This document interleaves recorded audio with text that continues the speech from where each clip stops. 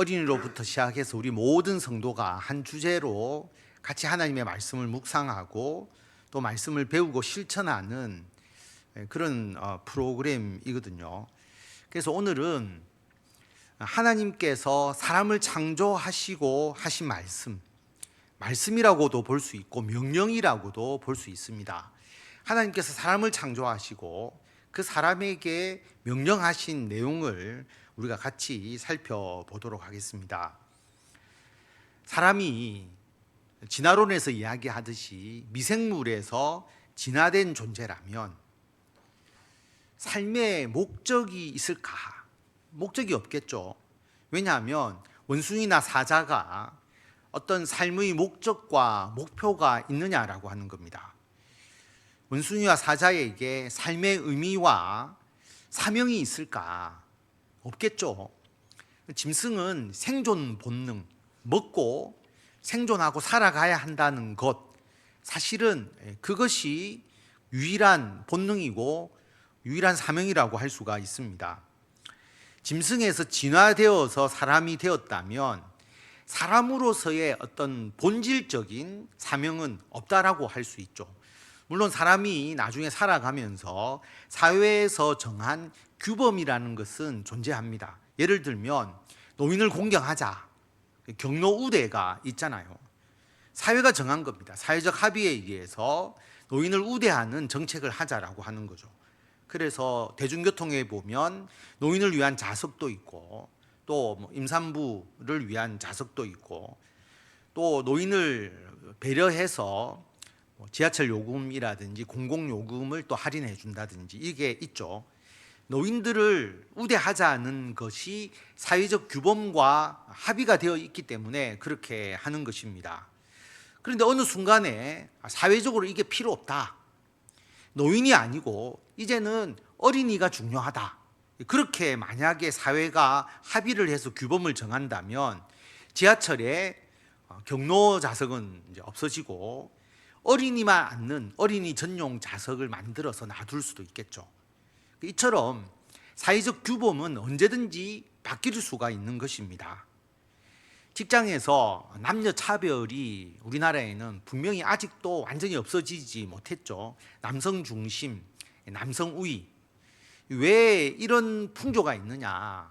인류 역사 이래로 처음에 인간이 했던 모든 일은 근력이 필요한 일입니다. 힘센 사람이 필요했던 일이죠. 무거운 것을 들고 힘을 써야 하는 일들이 많았습니다. 농사를 지어도 그랬고 공장을 운영해도 그렇고 뭔가를 제조해도 그렇죠. 그런데 기계화가 점차 이루어지면서 남자뿐 아니라 이제 남자의 근력보다는 임금도 싸고 좀 섬세하게 일하는 어린이나 여성들이 제조업에 투입이 되기 시작하죠. 근데 처음에는 노동자로서만 투입이 되었습니다. 그런데 더 기계화가 진전이 되고 컴퓨터화가 되면서 이제는 남자보다 여성이 더 섬세하고 또 오히려 그런 직종에 더 맞는 거죠. 여성이 남성보다 더 일을 잘하고 그 직무에 더 특화되어 있는 겁니다. 그러다 보니까 여성의 사회 진출이 더 많아지게 되고 오히려 여성이 남성보다 일을 더 잘하게 되는 거죠. 그래서 요즘은 반대로 여성이 일을 하고 남성이 집에서 육아를 하는 그런 사례들도 많이 나오고 있습니다. 왜냐하면 육아가 더 힘들거든요. 육아가 근력을 더 써야 되잖아요. 아이도 안아줘야 되고 집안일도 할 때 오히려 힘쓰는 일이 더 많을 수가 있거든요. 그래서 이런 것처럼 사회적인 규범이라는 것은 언제든지 바뀔 수 있습니다. 우리들보다 한참 더 뒤에 다음 세대에서는 지금과 같은 우리들이 살아가는 삶의 규범에서 완전히 달라진 그런 모습도 될 수 있다라고 하는 것이죠. 진화론이 맞다면 인간의 본질적인 가치는 없습니다. 인간의 본질적인 사명도 없고 삶의 목적은 없고 사회적으로 합의되는 것에 의해서 사회적 규범이 늘 바뀌어 나가는 그런 형태가 되겠죠. 그런데 성경은 분명하게 하나님께서 사람을 창조하셨다고 말씀을 하십니다. 특별히 남자와 여자를 창조하셨다고 말씀을 하시죠. 하나님이 사람을 창조하셨기 때문에 창조의 목적이 있는 겁니다.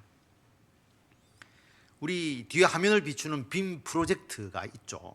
이 빔 프로젝트를 만든 사람은 이것을 만든 목적이 있어요. 화면을 크게 비춰주고자 하는 목적이 있는 것이죠. 그래서 더 선명하게, 그리고 장시간 켜놔도 열받지 않고 제대로 잘 화면을 확대하도록 그렇게 그 목적으로 만들고 그것을 위해서 계속 기능을 개선시켜 나가잖아요. 하나님께서 사람을 창조하셨고 남자와 여자를 창조하셨기 때문에 분명히 하나님은 사람을 창조하신 목적이 있습니다. 그 목적을 하나님께서 오늘 사람에 대한 명령으로서 말씀하고 있는 것이죠. 다시 한번 오늘 말씀을 보면 하나님이 자기 형상 곧 하나님의 형상대로 사람을 창조하시되 남자와 여자를 창조하시고 하나님이 그들에게 복을 주시며 그들에게 말씀하시기를 생육하고 번성하여 땅에 충만하라, 땅을 정복하라, 바다의 물고기와 하늘의 새와 땅에 움직이는 모든 생물을 다스리라. 하나님의 명령이죠. 여기서 우리가 오늘 생각해야 될 첫 번째는 뭐냐 하면 하나님께서 사람에게 복을 주셨다라고 하는 것이죠. 하나님은 우리 사람들이 잘 살아가도록 하나님의 복을 받아 누리도록 이 명령을 주신 겁니다. 우리를 괴롭히려고 이 명령을 주신 게 아니에요. 여러분, 하나님께서 이 우주 만물을 만드실 때 그 만드신 목적이 궁극적으로는 우리 사람을 위한 겁니다. 오직 우리 사람을 위해서 이 자연을 만들어 주신 것이거든요. 그러므로 하나님께서 만드신 이 피조물 가운데 이 피조물을 우리가 잘 활용해서 우리 사람들이 아주 행복하게 잘 살도록 하나님께서 복을 주시고 이 명령을 주신 것입니다.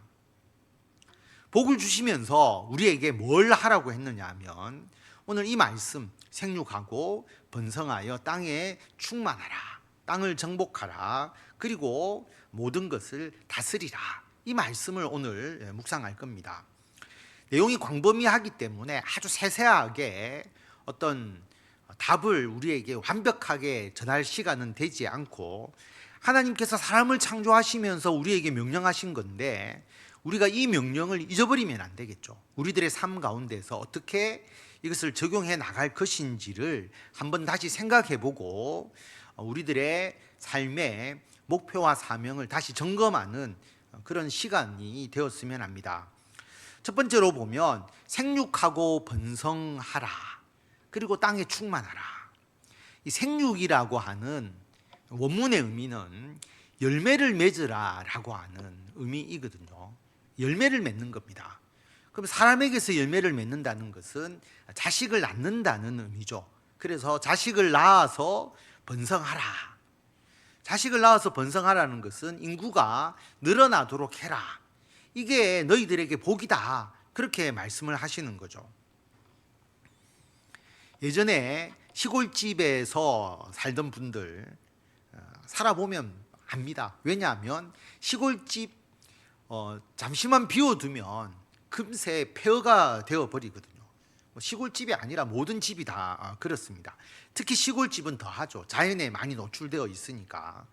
그리고 밭이나 논을 사람이 관리하지 않고 조금만 방치를 해버리면 금방 잡초가 자라나서 그 땅은 농사를 지을 수 없는 땅이 되어버립니다. 인구가 줄어들게 되면 인프라의 운영이 어렵게 되죠. 예를 들어서 지하철이나 철도나 버스, 우리는 그 대중교통을 아주 쉽게 당연한 듯이 이용을 하지 않습니까? 우리나라에 왜 대중교통이 발달되어 있느냐 하면 인구 밀도가 높기 때문입니다. 인구가 밀집되어 있으니까 대중교통을 설치를 하고 또 운영을 해도 충분히 가능한 것이죠. 그래서 우리나라가 대중교통이 잘 되어 있습니다. 호주가 굉장히 땅이 넓잖아요. 그렇죠.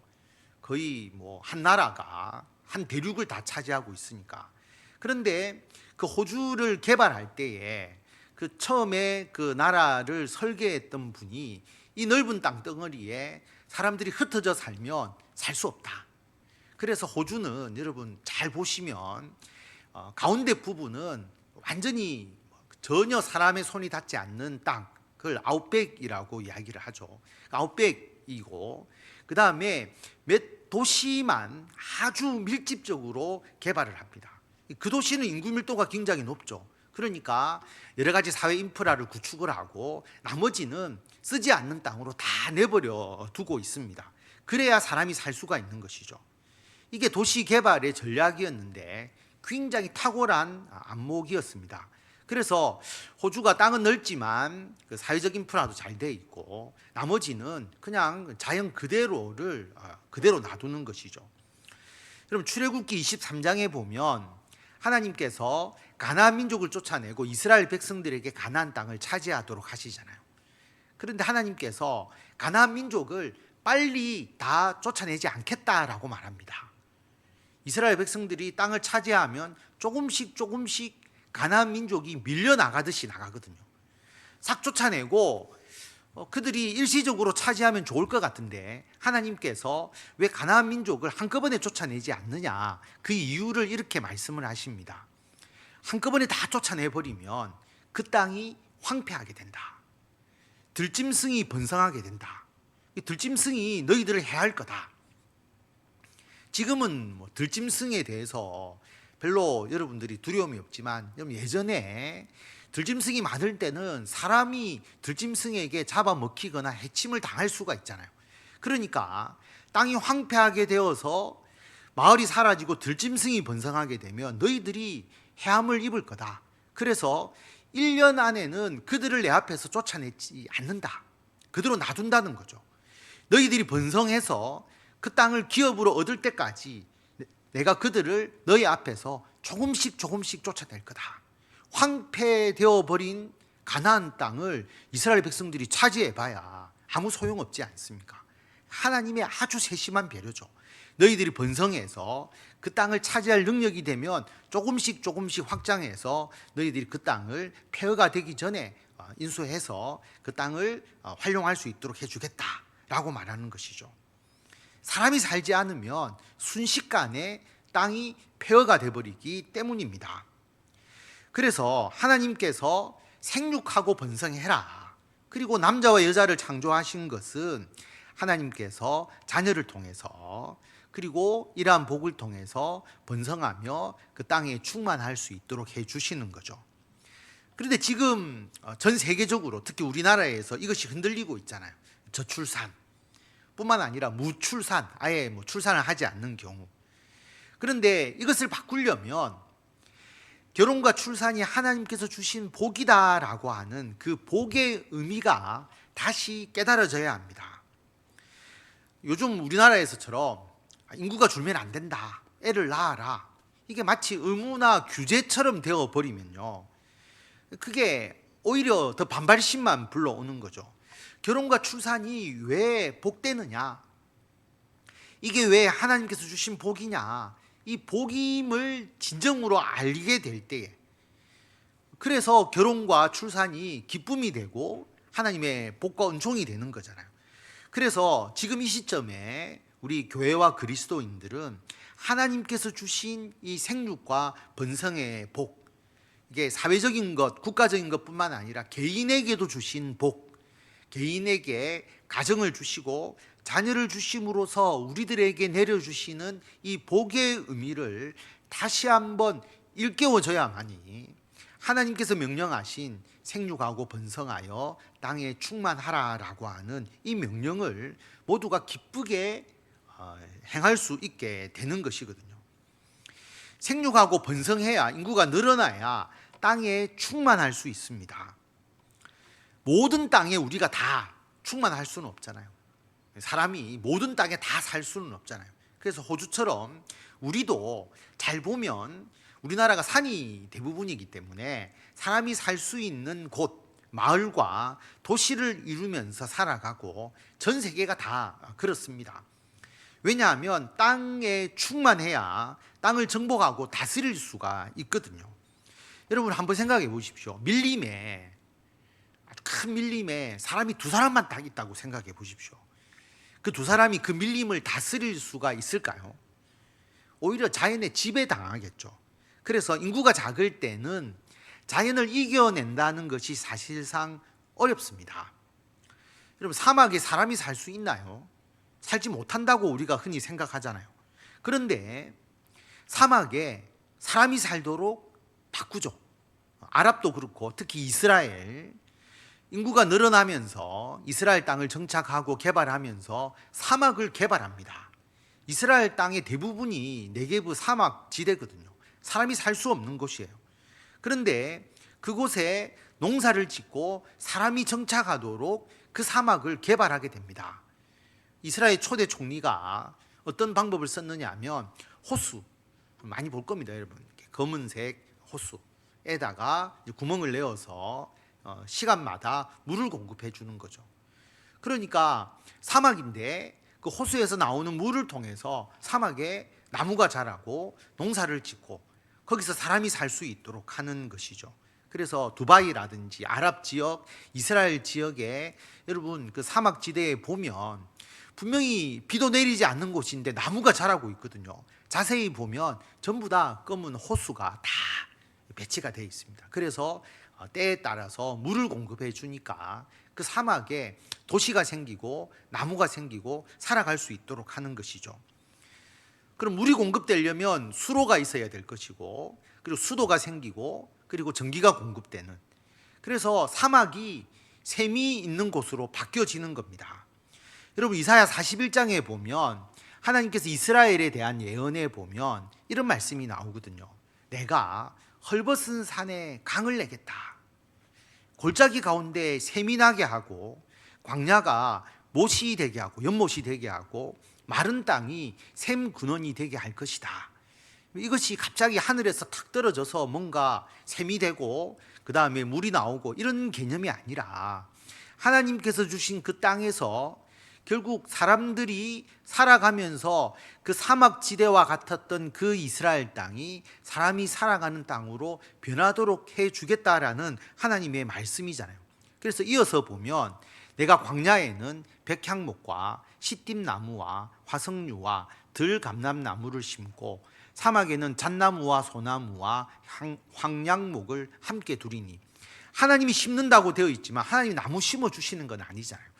하나님을 믿는 이스라엘 백성들이 사막에 정착해서 그 광야에 나무가 심겨지도록, 사막에 나무가 심겨지도록 하는 그 역사가 있게 되는 것이죠.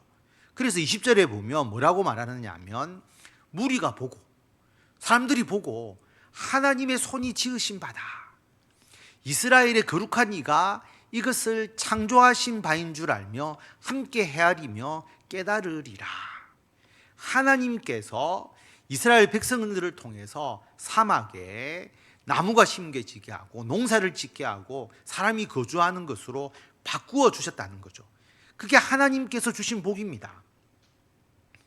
이스라엘이 젖과 꿀이 흐르는 땅, 젖과 꿀이 늘 흐르는 그런 게 아니라 하나님이 함께 하셔서 젖과 꿀이 흐르는 땅으로 바꾸어 주시고 변화를 주셨다라고 하는 거죠. 그게 하나님의 은혜고 하나님의 역사라고 하는 겁니다. 이스라엘 땅만 아니라 모든 땅이 그렇죠. 인구가 적을 때는 자연에 의해서 지배를 당했습니다, 사람들이. 그런데 인구가 번성을 하면서 땅에 충만하게 되니까 자연을 정복해 나가게 되는 거죠. 여러분, 땅을 정복하라는 게 뭐 파괴하라는 그런 정복이 아니고요. 이 원래적 의미는, 이 정복은 압도하다라고 하는 의미입니다. 압도하라. 땅을 사람들이 압도하라라고 하는 것이죠. 여러분, 역사를 보면 처음에는 사람들이 자연의 지배를 당했잖아요. 그런데 인구가 늘어나면서 그 자연을 극복해 나가죠.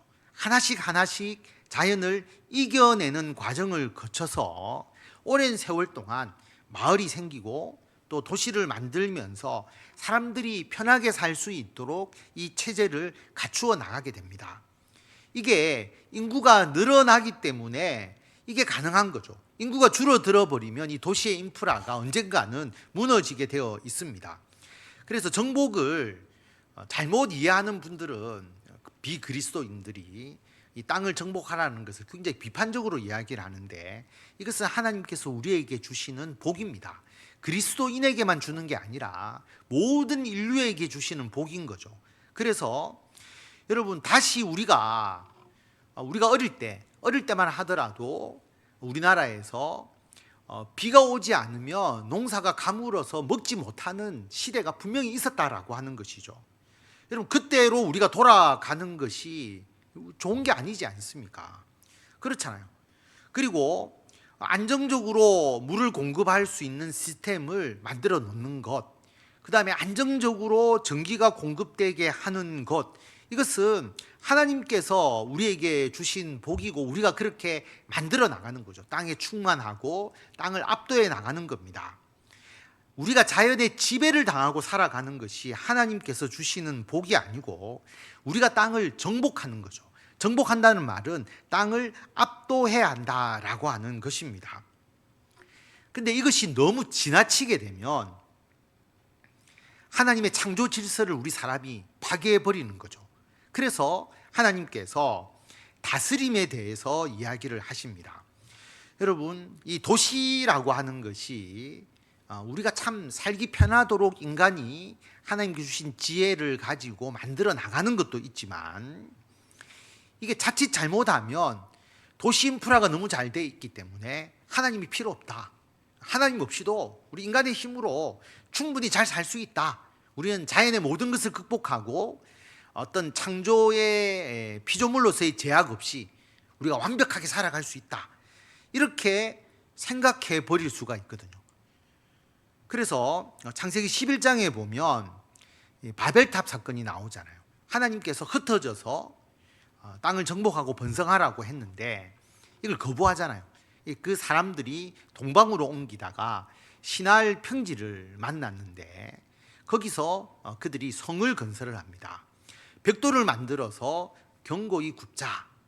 벽돌로 돌을 대신하고 역청으로 진흙을 대신하고, 건축 기술이 이 당시에 아주 새롭게 향상되었음을 알 수가 있습니다. 돌로 쌓는 것은 높이 쌓는데 한계가 있는데 벽돌을 굽기 시작한 거죠. 그러니까 벽돌을 굽고 벽돌을 세워서 건축을 하다 보니까 높게 튼튼하게 지을 수 있고, 그리고 진흙으로 벽돌을 쌓는 것보다 역청으로 쌓으면 요즘으로 말하면 접착제처럼 이렇게 딱 벽돌이 잘 정착이 되어 가지고 더 높게 지을 수 있게 되는 거죠.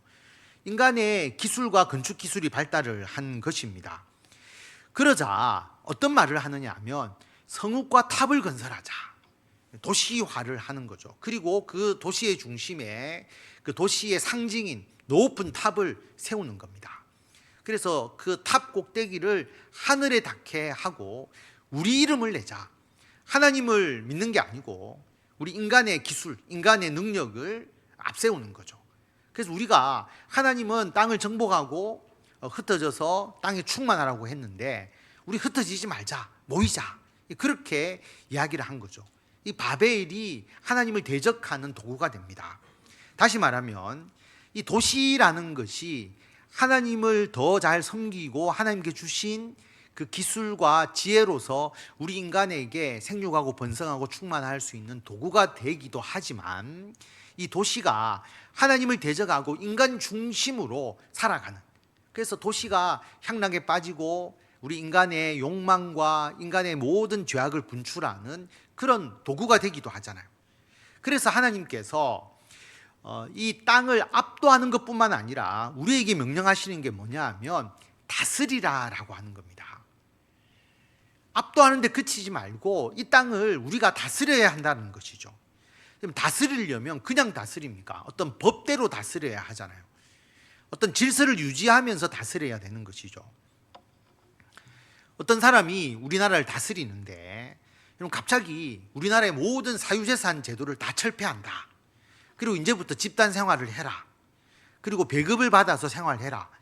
여러분, 그렇게 우리나라를 다스린다면 그 사람이 우리나라를 다스린다고 할 수가 없잖아요. 억압하는 거죠. 백성들을, 국민들을 감옥 생활하듯이 만드는 거잖아요. 독재가 백성을 다스린다, 국민을 다스린다라고 할 수는 없잖아요.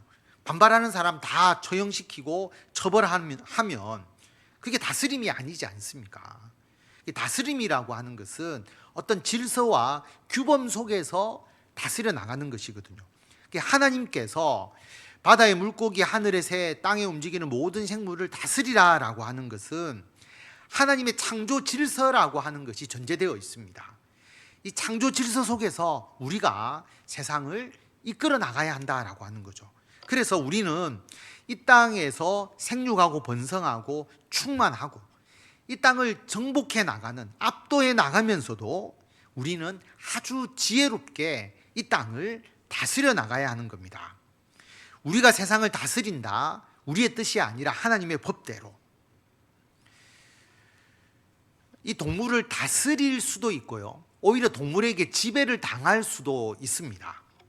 어떤 거냐 하면, 여러분, 자연에 신이 깃들어 있다라고 믿는, 미신을 믿는 사람들이 많잖아요. 이 자연 속에 신이 있다, 동물을 숭배하는 그런 미신이 얼마나 많습니까? 우리나라의 전통적인 미신적 사고에도 보면 동물을 숭배하잖아요. 동물을 숭배하잖아요. 그리고 자연을 숭배하죠. 해를 숭배하고 달을 숭배하고 별을 숭배하고 동물을 신으로 섬기는 그런 나라와 민족들이 많이 있죠. 모두가 우상 숭배잖아요. 하나님은 물고기와 새와 모든 생물을 다스리라, 땅을 압도하라고 했는데 오히려 자연에 지배당하고 자연을 신으로 섬기는 그러한 것이 우리 인간에게 있다라고 하는 거죠. 지금뿐만 아니라 과거에도 마찬가지입니다. 여러분, 열왕기와 17장을 보면 이스라엘 자손이 점차로 불의를 행하여서 하나님을 배역하는데, 그 배역의 모습을 보면 모든 성읍의 망대로부터 견고한 성에 이르도록, 이 성은 사람의 편리를 위해서 만들어진 거잖아요. 하나님께서 지혜를 주시고 기술을 주셔서 성읍을 건설하도록 했는데 거기다가 산당을 세웁니다. 우상을 숭배하는 산당을 세우는 거죠. 그리고 모든 산 위에와 모든 푸른 나무 아래 목상과 아세라상을 세웁니다.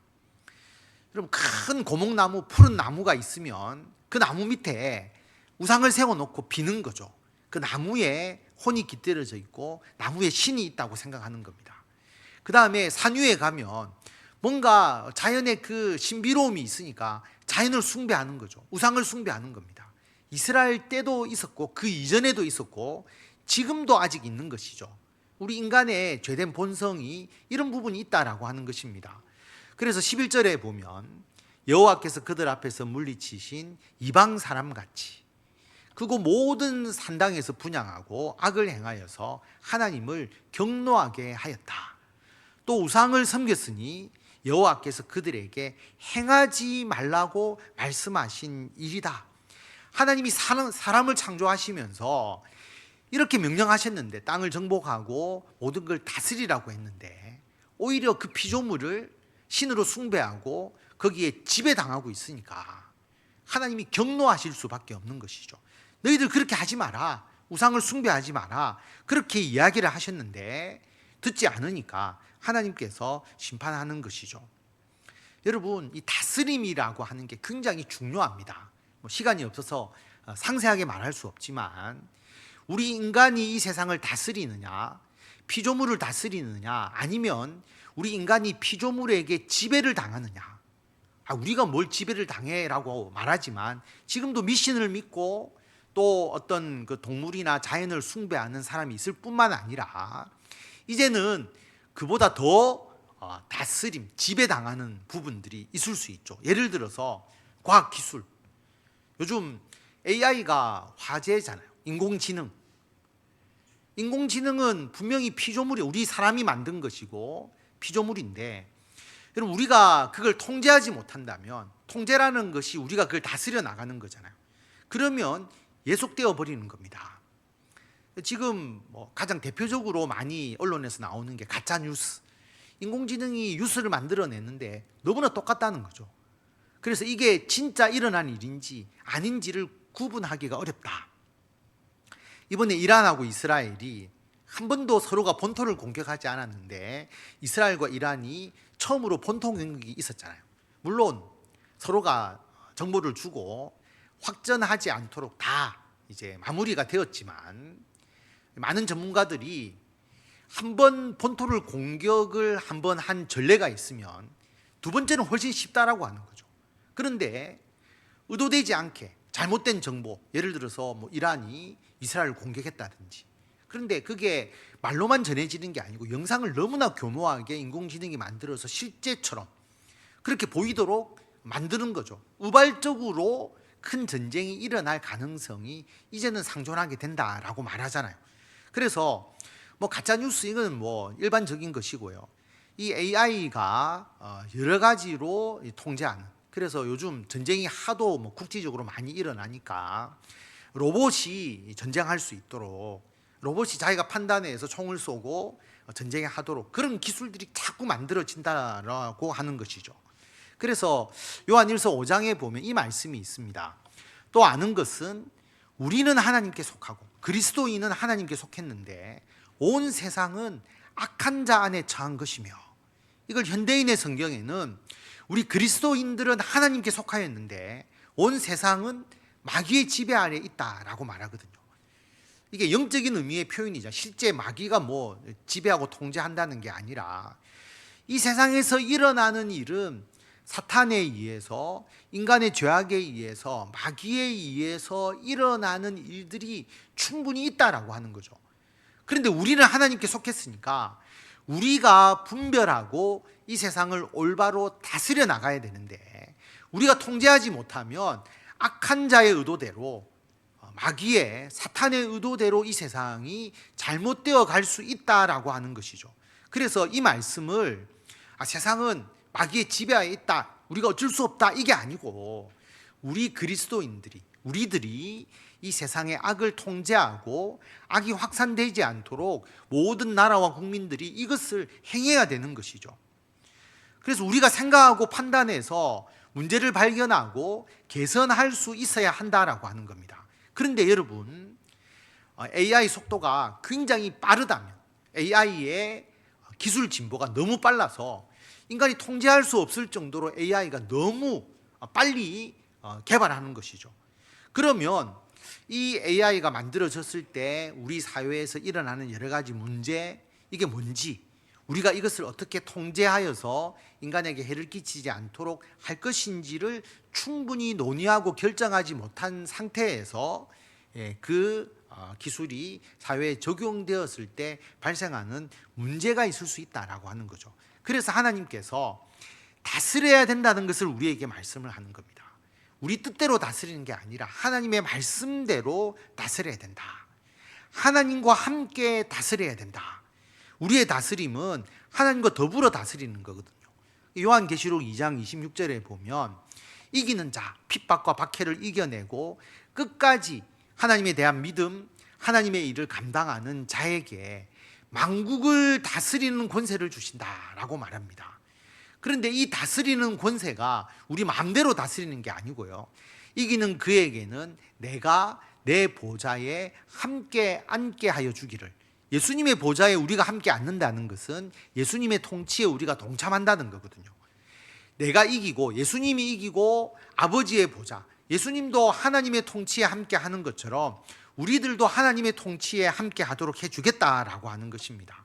그래서 하나님의 뜻대로 우리가 이 세상을 다스려 나가야 된다는 것은 어떤 의미냐 하면, 우리 교회와 그리스도인들이 개인의 신앙, 내가 예수 믿고 천국 갑니다, 이것에만 우리가 몰두할 것이 아니라, 그것뿐만 아니라, 그게 너무나 중요하지만 우리가 하나님께서 인간을 만드시고 이 자연과 이 세상을 다스리라고 하는 그 의미를 우리들의 마음에 새기고, 우리들이 사회 문제, 또 이 지구와 관련된 이 환경 문제, 모든 문제에 대해서 우리가 하나님의 말씀을 생각하면서 어떻게 살아갈 것인가를 기도하고 이것을 이루어가는 것도 중요하다는 거죠.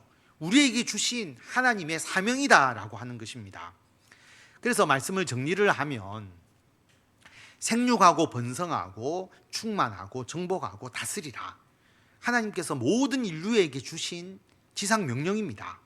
이것은 사회가 감당하기 전에 우리 그리스도인들이, 교회가 하나님의 명령이므로 먼저 생각하고 이 문제를 먼저 실천하기 위해서 노력을 해야 한다라고 하는 것이죠. 그래서 생육하고 번성하고 충만하는 것, 우리가 가정의 중요성, 그래서 아이를 낳고 번성하도록 하는 것, 하나님께서 가정에 주시는 복, 새로운 생명을 통해서 주시는 복, 그 가치를 가장 먼저 우리 교회와 그리스도인들이 이 가정에 하나님께서 임하는 복에 대해서 다시 생각하고 그 가정의 중요성을 일깨워 나가는 것을 사회가 하는 게 아니고요, 인구 대책을 사회가 하는 게 아니라 우리 그리스도인들을 통해서 가정에 주시는 하나님의 복을 먼저 생각하는 것이 중요하다라고 하는 것이죠. 그 다음에 땅에 충만해야 된다라고 하는 겁니다. 사막에 강을 내듯이 사람들이 땅에 번성함으로써 우리 인간들이 편리하게 하나님께 주신 복을 누릴 수 있도록 해야 된다. 그래서 우리는 혼자가 아니라 공동체를 이루어가는 거죠.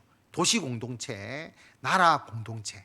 그런데 그 도시가 하나님을 대적하는 도시가 아니라 하나님을 함께 예배하는 도시가 되도록 여러분 우리가 기도하고 같이 노력하는 것이죠.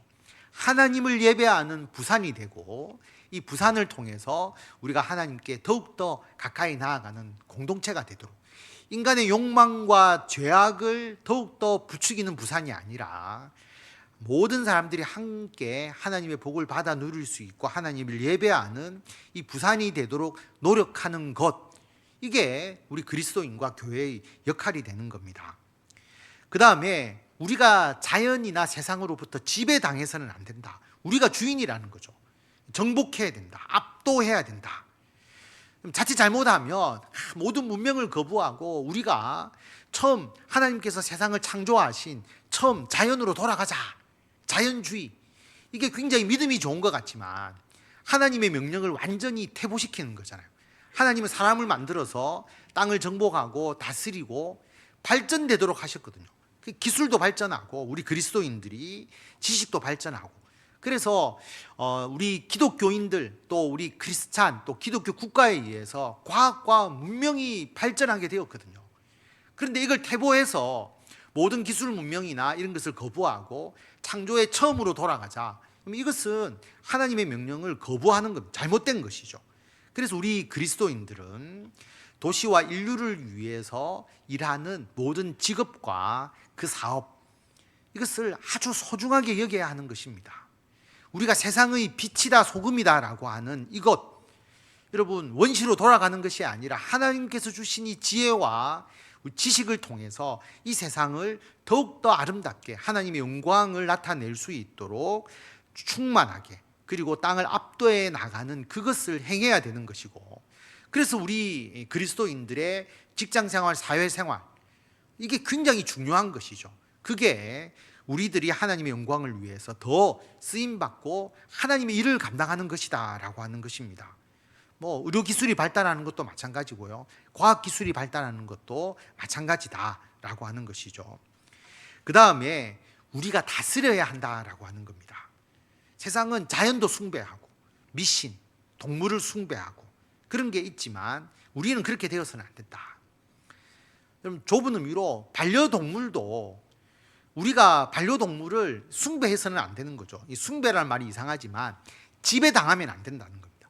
과학기술도 우리가 지배당하는 것이 아니고 우리가 통제하면서 발전시켜 나가야 하는 것이고, 그래서 우리 기독교에서 기독교 윤리가 있는데요, 이 기독교 윤리는 과학이든 어떠한 문명을 하나님의 관점에서 어떤 것이 옳고 그른지를 분별하면서 어떻게 발전시켜 나가야 할 것인가 하는 것을 좀 고민하고 그 방향을 제시하는 기독교적 가치관이 있다는 거죠. 시간이 없기 때문에 다 설명을 드릴 수는 없고, 여러분 한번 생각해 보세요. 유전자를 사람이 다스리기 시작하면 자녀를 낳을 때 불치병이나 또 어떤 인간에게 병을 제거해서 유전자 조작을 해서 사람이 태어나게 만들 수 있겠죠. 근데 여러분 이게 나중에 더 발전하게 되면 그렇지 않겠어요? 이런 외모의 모습, 키는 어느 정도 클 수 있고 지식은 어느 정도 될 수 있는 형태로 유전자를 만들어서 사람을 태어나게 할 수 있는 의학기술이 있지 않겠어요? 할 수는 있겠지만 그것이 옳으냐 그르냐를 우리 사람들이 판단하고 그렇게 되지 않도록, 인간이 그렇게 태어나지 않도록 하는 것이 굉장히 중요하다라고 하는 거죠. 이런 게 기독교 윤리에서 이야기할 수 있고요. 뭐 로봇을 군대로 만들어서 전쟁에 투입하는 것, 그 다음에 뭐 우주의 요즘 쓰레기 문제, 또 지구의 자정작용을 넘어서는 어떤 쓰레기 문제, 환경에 대한 문제, 이런 모두가 우리 교회가 기도하고 교회가 실천해야 될 아주 중요한 요소라고 하는 것이죠. 그래서 이런 부분에 대해서 전혀 관심 없는 교단도 있지만 우리 교단은 특별히 하나님의 이 창조의 명령, 이것을 중요하게 여기고 이러한 환경 문제라든지 개인 구원뿐만 아니라 우리 인간이, 모든 인류가 지켜야 될 하나님의 명령에 대해서 우리 그리스도인과 교회가 먼저 생각하고 이것을 기도하면서 실천해 나가야 한다는 것을 중요하게 생각하고 있습니다. 그래서 오늘은 이러한 포괄적인 부분을 여러분 다시 한번 생각해 보시면서 하나님께서 우리에게 주신 생육, 번성, 충만, 그리고 정복, 다스림이라고 하는 인간에게 주신 이 문제를 다시 한번 생각하시고 이 시점에 우리가 어떻게 우리들의 삶 속에서 이것을 적용해 나갈지를 여러분 기도하시면서 실천해 나가시는, 그리고 우리 교회가 함께 이 문제에 동참할 수 있도록 여러분 협력하시는 성도 여러분들이 다 되시기를 바랍니다.